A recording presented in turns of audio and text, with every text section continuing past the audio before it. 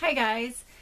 So today my topic is the 4 stages of emotions that go through a person who has just become preparedness aware.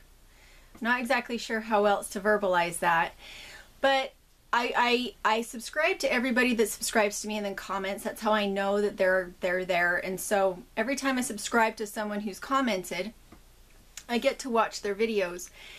And it's interesting to see the different stages that happen repeatedly as people become preppers. And these stages are, and well, the reason to understand that they're stages is that it's a cycle.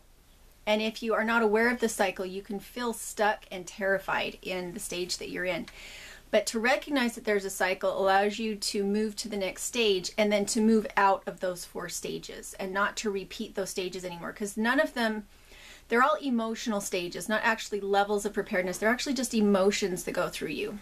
And you can fall prey to those emotions, and it can be depressing, it can be terrifying, it can be, it can cause a rift between you and the people around you.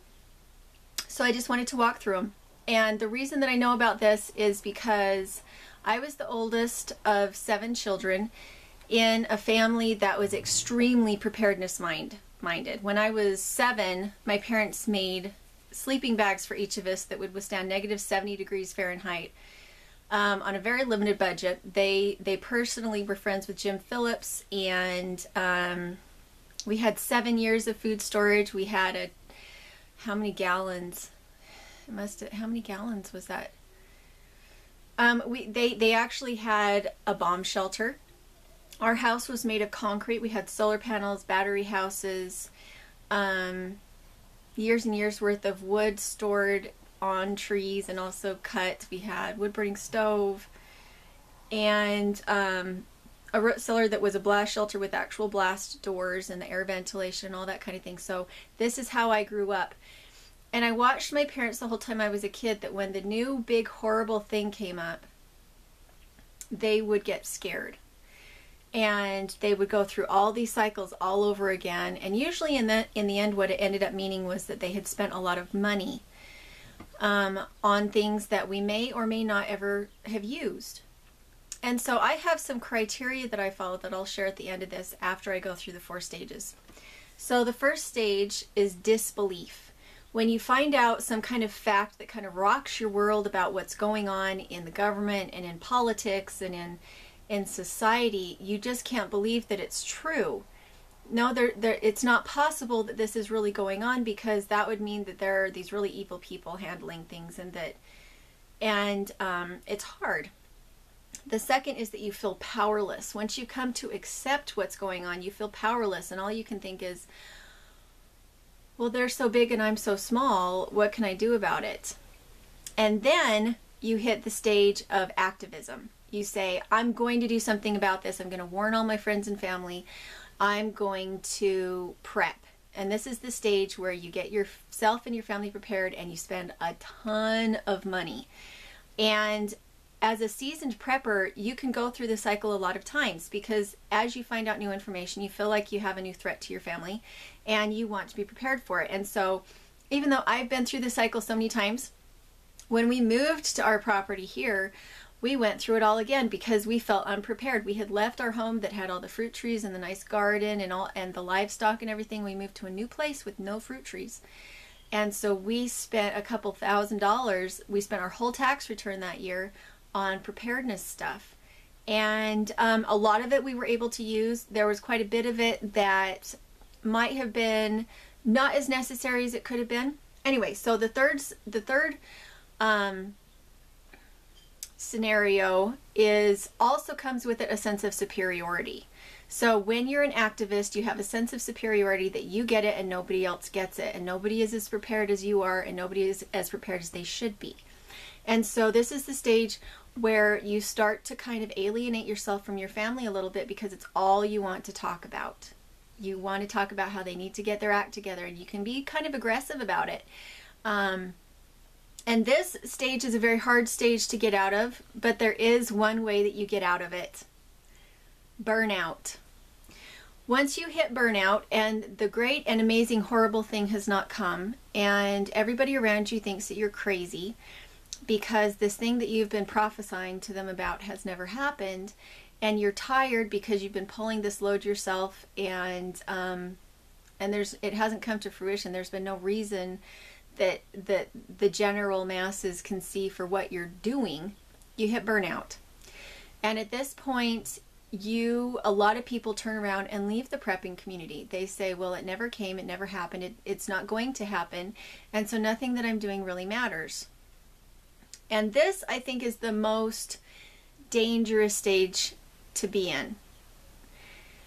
And the third and fourth stage kind of go hand in hand, and they're very closely related to each other. If you overdo with your activism, if you overdo in the things that you purchase and the things that you're trying to do, if you feel like it's all has to be done right now, and it all has to be done perfectly, and it all has to be done on a daily basis, and you must be stocked this very second, and all money must go to this, then you're going to burn out and you won't want to do it anymore. And so the third step, the activism, is the one where you have to just take a deep breath and only buy things that you would use on a daily basis. When I prep, when I buy things for future scary events, I do not buy it unless I would use it on a daily basis. So my hand crank goat cream separator, I got that because I knew that I couldn't afford the $10 and $12 a pound cultured butter at the organic food store, and I have my goats. I might as well use all the resources that I can to save money for my family. So because that tool saved money for my family, it was a go. It was, yes, buy this. Some other things that we got were a lot of that one's kind of hard to talk about. When you're getting livestock and when you're getting anything alive, living, that requires maintenance, I would recommend starting slow. Don't get a whole herd of goats. Spend really a lot of money and get a fantastic goat that will feed your family right now, because then at least you have her. But it's not so overwhelming that you are spending thousands of dollars on feed and shelter and everything. Get excellent stock, but only get a few. Only get enough just to barely feed your family. And start with shelters that are made from secondhand materials, because you will learn so much your first year about shelter and feed and everything, that if you've spent a ton of money on getting their shelter and their feed together, it'll just be wasted, because you'll find that that's not the way you want to do it in the end. So spend a lot of money on your animals to get excellent animals. I wouldn't start with baby chicks. I would start with new laying pullets and spend the $15 or $20 to get hens that are already laying, so that you have some kind of feedback, some kind of reward for your family, because prepping is very long distance. You're looking very far off in the future for this zombie apocalypse, and it can be very hard not to have any immediate rewards from it. If that zombie apocalypse never happens, you kind of feel like you're let down a little bit. And that sounds so strange. I wish the zombie apocalypse would come so that all my neighbors would see that I'm not crazy. Not the way to think. When you prep for your daily life. Make the life that you're living now better by your prepping. Don't make it about having huge vaults of food storage and using all of your family's resources to get vaults of food that you may or may not eat. Only store food that your family would currently eat. Only get tools that would make things that your family already needs to make. For one thing, I store a lot of sheets. And when a sheet gets old and a little bit holey, I use it as fabric. I don't go buy bolts of fabric. I just store my old sheets, and if I ever needed to make dresses for my little girls, or if I ever needed to make quilts, I've got all these old sheets that I could use that for.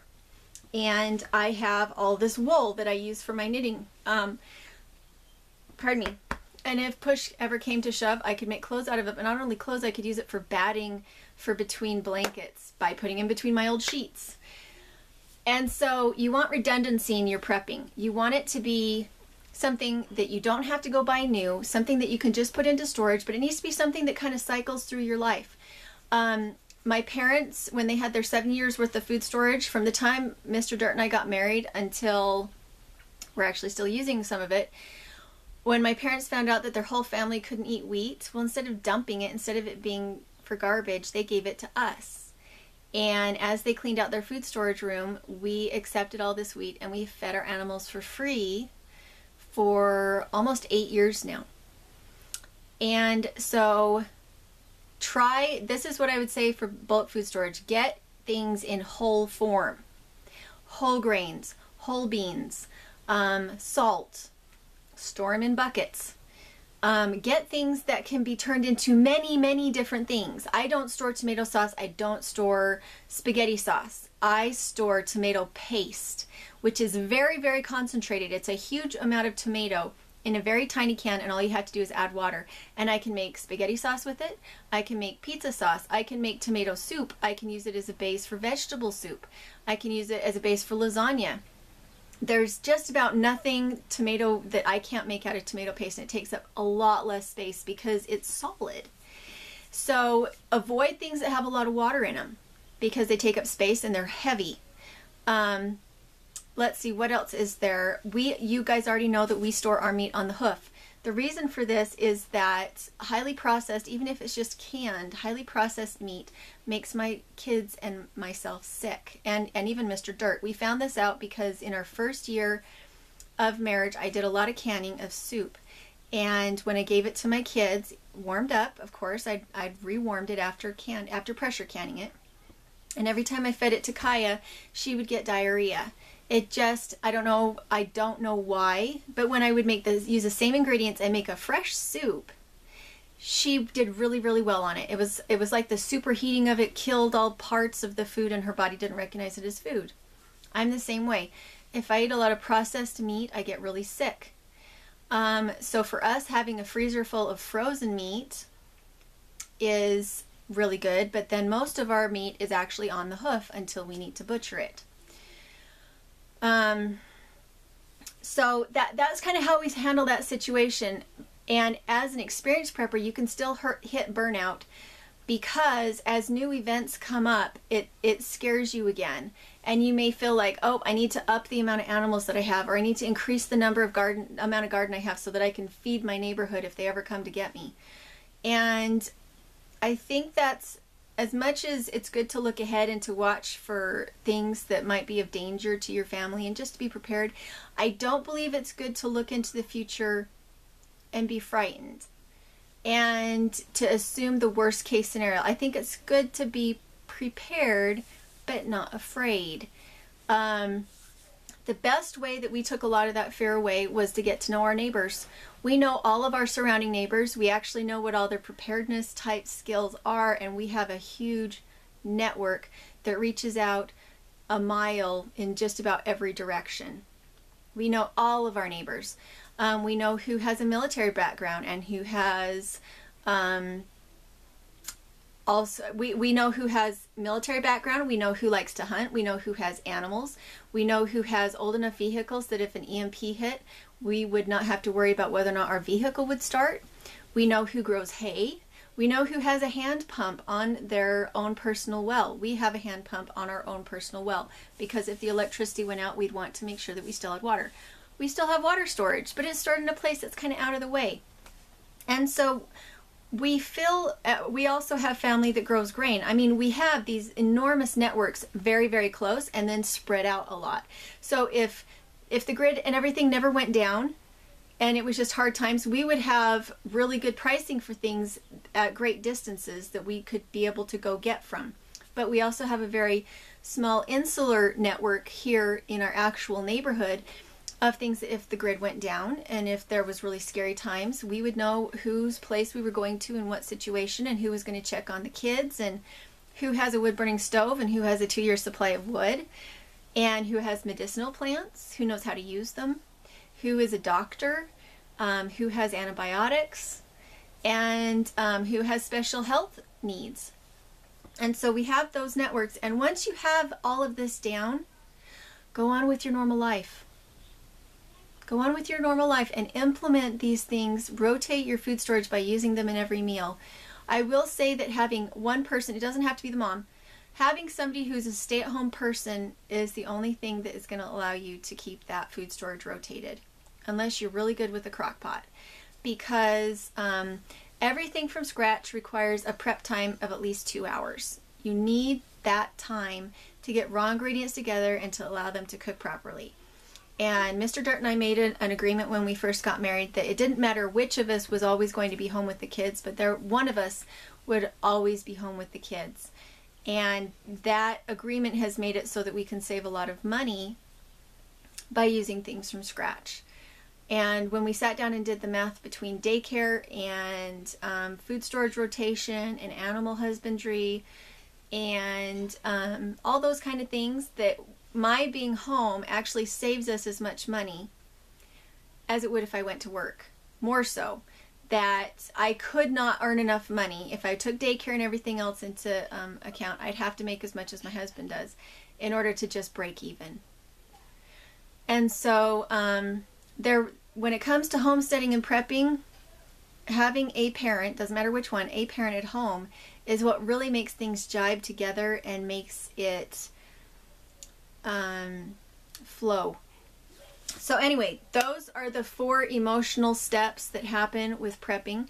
And if you see yourself in any one of those steps, at first the disbelief, second the rage, the fear, third the activism, or fourth the blowout, just burned out, can't take it anymore, just recognize that it's a cycle. And if you find that you're living too much in fear, then you need to really acknowledge that as a stage, and don't put all your resources into I don't really know how to say how to really communicate that there is life after the fear of prepping. There is just living and letting the financial and the spiritual blessings of being someone who is self-reliant as much as they can be, that's a very spiritually and emotionally satisfying thing, and it will come. And don't be discouraged and don't be afraid. It's easy for me to say that because even now I definitely have my periods where I am just afraid and feel like I don't have everything ready, but I've done the best that I can. And I wouldn't want to live any other way, just because I think as human beings we're meant to work with our hands, at least to some degree, and to spend time with people that are in our families that we care about, and to reach out and be part of our neighborhoods. And I don't think you necessarily have to call it prepping. You could just call it saving money and economy and self-reliance. You could just call it those things too. So anyway, I hope you guys enjoyed that video, and I'm anxious and excited to see all of you guys move through these stages and see the amazing things that you're going to be doing with your preparation, and to hear about your stories of how you've overcome fear and been able to live a normal life without feeling like you have to go into the backcountry of southeastern Idaho in order to get away from the bad guys, but that instead to be able to live your life where you are and to have hope and to live a purpose-driven life. So good luck, guys.